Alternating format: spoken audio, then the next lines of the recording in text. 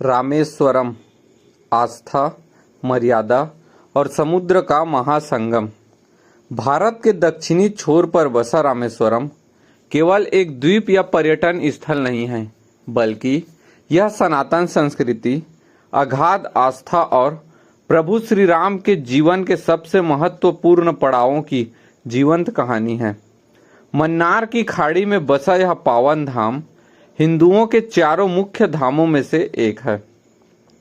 रामेश्वरम की कहानी त्रेता युग से शुरू होती है, जहां इतिहास, पौराणिक कथाएं और मानवीय भावनाएं एक साथ मिलकर एक अद्भुत ताने बाने का निर्माण करती है।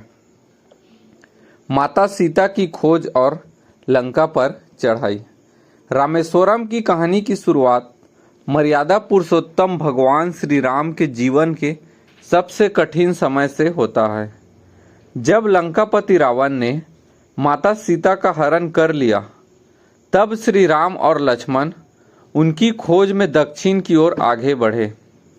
सुग्रीव और हनुमान जी की वानर सेना के साथ मिलकर प्रभु राम अंततः समुद्र के इस विशाल तट पर पहुंचे। सामने अनंत सागर लहरा रहा था और उस पार थी रावण की सोने की लंका। लंका तक पहुंचने के लिए इस विशाल समुद्र को पार करना असंभव सा लग रहा था। भगवान राम ने यहाँ बैठकर समुद्र देवता की आराधना की, ताकि वे सेना को आगे बढ़ने का मार्ग दे। यहीं पर वानर सेना के दो महान इंजीनियर नल और नील की देखरेख में राम सेतु, फ्लोटिंग स्टोन्स या तैरते पत्थरों का पुल का निर्माण शुरू हुआ।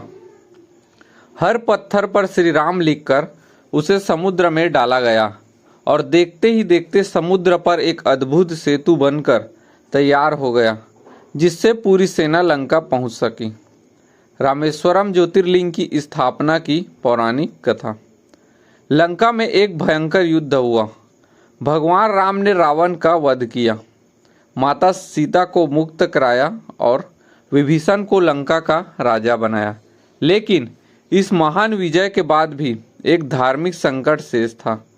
रावण एक क्रूर राक्षस राजा जरूर था, लेकिन वह महान ऋषि विश्रवा का पुत्र और प्रकांड विद्वान ब्राह्मण भी था। वह भगवान शिव का परम भक्त था। इसलिए रावण का वध करने के कारण भगवान श्री राम पर ब्रह्म हत्या का पाप लग गया।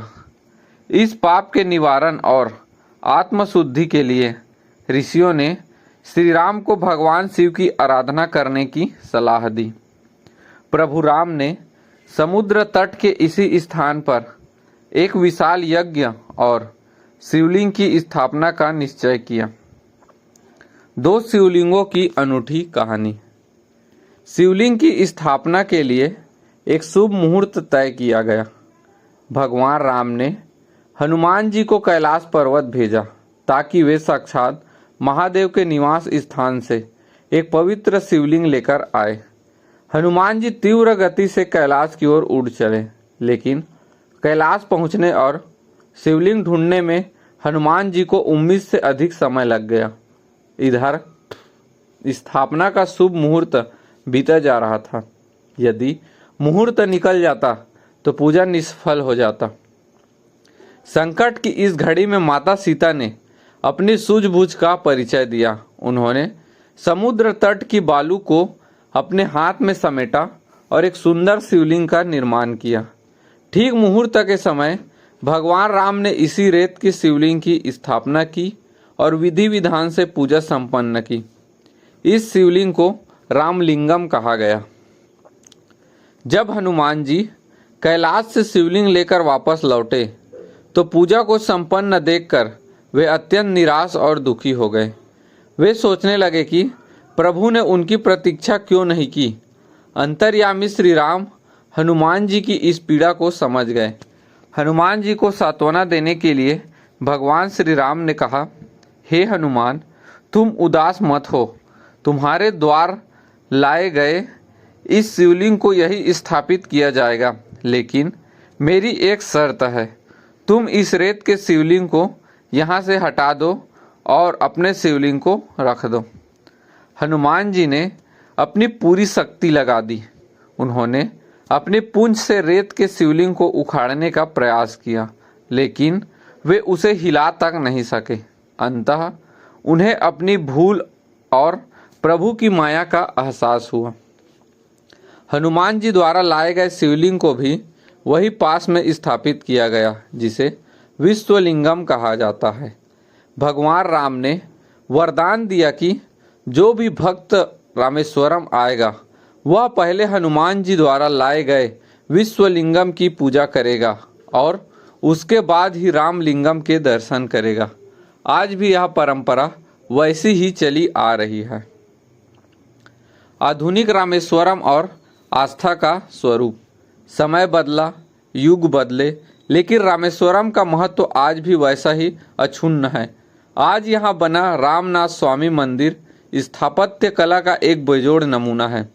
इस मंदिर का गलियारा दुनिया का सबसे लंबा गलियारा माना जाता है, जिसमें हजारों नक्काशीदार खंभे हैं। इस मंदिर परिसर के भीतर और आसपास 22 पवित्र कुंड हैं। ऐसी मान्यता है कि इस कुंडों के पानी में औषधीय गुण हैं और इनमें स्नान करने से मनुष्य के सभी पाप और रोग धुल जाते हैं। श्रद्धालु सबसे पहले समुद्र में डुबकी लगाते हैं और फिर इन 22 कुंडों के पानी से स्नान कर भगवान शिव के दर्शन के लिए जाते हैं। रामेश्वरम केवल धार्मिक रूप से ही नहीं, बल्कि राष्ट्रीय एकता के प्रतीक के रूप में भी जाना जाता है। यह भारत के उत्तर और दक्षिण को जोड़ता है। मान्यता है कि काशी की यात्रा तब तक अधूरी है जब तक गंगा जल लाकर रामेश्वरम में महादेव पर न चढ़ाया जाए। निष्कर्ष: रामेश्वरम की कहानी हमें सिखाती है कि मर्यादा पुरुषोत्तम राम ने भी धर्म और नियमों का पालन करने के लिए ईश्वर की आराधना की। यह स्थान शिव और हरि के एकाकार होने का साक्षी है, जहाँ राम के ईश्वर शिव हैं और शिव के ईश्वर राम हैं। यही कारण है कि सदियों से यह पावन धरती करोड़ों दिलों को अपनी ओर आकर्षित करती आ रही है। जय श्री राम।